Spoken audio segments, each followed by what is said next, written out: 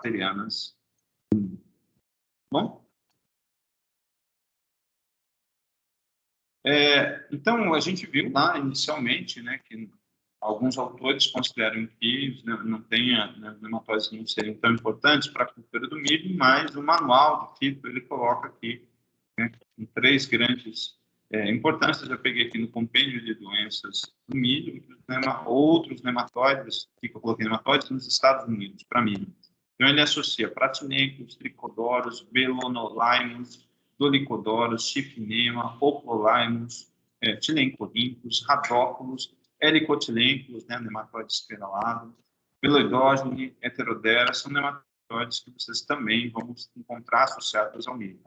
Então, se eles são importantes para a cultura da soja, eles também podem ter, né, o milho como um local onde ele podem apresentar uma complementariedade, né, do seu ciclo para essa cultura cultivada. Além disso, então vocês vão ter aqui o Pratylenchus brachiurus, como eu tinha colocado para vocês, o nematóide das lesões radiculares, e aqui o nematóide das galhas, né, Meloidose incógnita e Meloidose javanica, as mesmas espécies importantes para a soja, devido a essa relação de ocupação do mesmo espaço do cultivo da soja e o milho, também vão ter uma importância para a cultura do milho.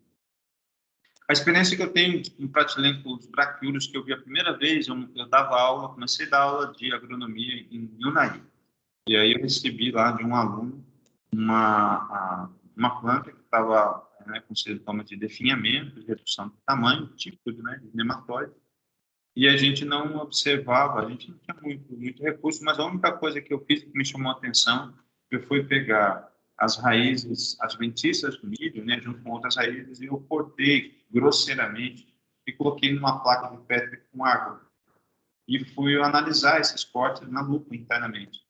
E aí eu me lembro que eu vi saindo de dentro desses cortes os nematóides, né, e vi Pratylenchus pela primeira vez, e a ponta das raízes com necroses e lesões nas raízes provocadas por esse nematóide. Aí me chamou a atenção. Isso para mim foi um grande aprendizado essa questão desse material que eu analisei quando estava começando a dar aula. Acho que uma das primeiras faculdades que eu dei aula, e aí eu tive a oportunidade de ver esse sintoma dentro das raízes do Pratylenchus, a presença da raiz de milho, adventícias de milho, a presença de Pratylenchus.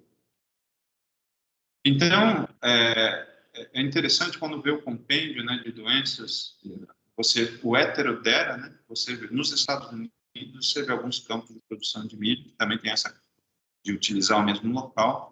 O heterodera também tem registro da incidência dele acho que eu devo ter algum slide aqui na cultura do milho. Mas nesse slide aqui, especificamente, fala do nematóide de galha, né? Então, que teria essas 2 espécies, Meloidose incógnita e Meloidose javanica.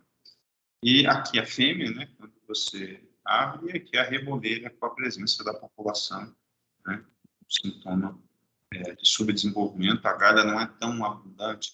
Eu já vi Meloidose em cebolas também, e me chamou muita atenção essa questão do tamanho muito diminuto dessa galha, né? Quase imperceptível, né? Se você chamar a atenção.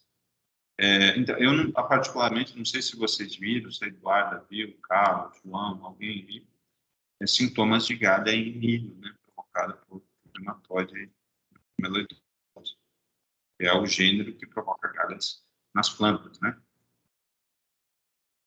Então, o nematóide Meloidose incógnita, vocês podem, eu coloquei aqui, que eu peguei de uma publicação numa rede social, que ela estava fazendo inoculação, né, de milho para verificar, conhecer a suscetibilidade ou resistência dos híbridos de milho e o fator de reprodução para a meloidose.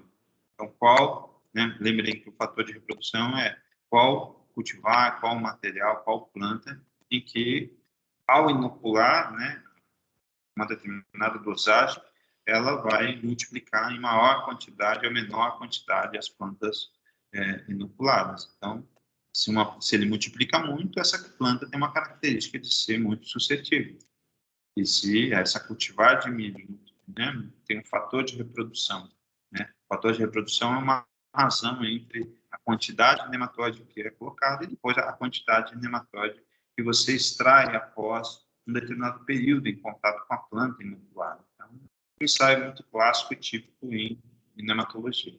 Então, é uma forma de você detectar plantas resistentes e ou tolerantes ao meloidóide, tá? Aqui é uma estratégia para poder verificar essa interação com o hospedeiro. Aqui, alguns sintomas que eu tinha mostrado para vocês, né? A princípio, aqui, algumas lesões articulares que poderiam estar associadas com pratilencos braquiúros. Então, da mesma forma, extrair o nematóide, triturar a raiz ou, enfim, qualquer outro método híbrido, né, que envolva atividades de passar pelo peneiramento no solo ou passar pelo peneiramento de raízes trituradas, né, seriam formas de você poder verificar se existe essa suspeita. Um direcionamento diagnóstico seria um dos tipos de direcionamento diagnóstico para possibilidades de sintomas causados por nematóides seriam esses, ou em cima da raiz, atividades em cima da raiz ou atividades relacionadas ao solo. E aí, maiores informações sobre o nematóide, né, das lesões radiculares, vocês vão ver aqui, verificar aqui esse QR Code. Aqui o nematóide, né, pratilencos, uma ilustração, né, estilete, né, e aqui algumas, da onde eu tirei essa fotografia, sobre o sinal, né, desse tipo de nematóide em que tanto o macho quanto a fêmea, eles são, né, não tem dimorfismo sexual nesse caso em relação aos outros nematóides tão clássicos nas culturas, como eu tinha falado, né, para a soja, né, para o algodão, Cotylencos reniformes, como eu tinha falado do Heterodera, como eu tinha falado do próprio meloidóide, em que a fêmea ela tem um dimorfismo sexual em relação ao macho. Então, eles são o que a gente chama de esbelto, né? Não sei se esse termo é um termo mais antigo, mas das minhas aulas de nematologia, eu me lembro que quando eles são vermiformes, né, você não tem esse dimorfismo, eles são chamados, né, de um corpo esbelto. Então, aqui, como características relacionadas à cauda, né, angulações, né, anelações, e com relação ao ânus, características relacionadas à vulva, a sobreposição ventral, né, que vocês veem aqui, são características para definição da identificação desse nematóide.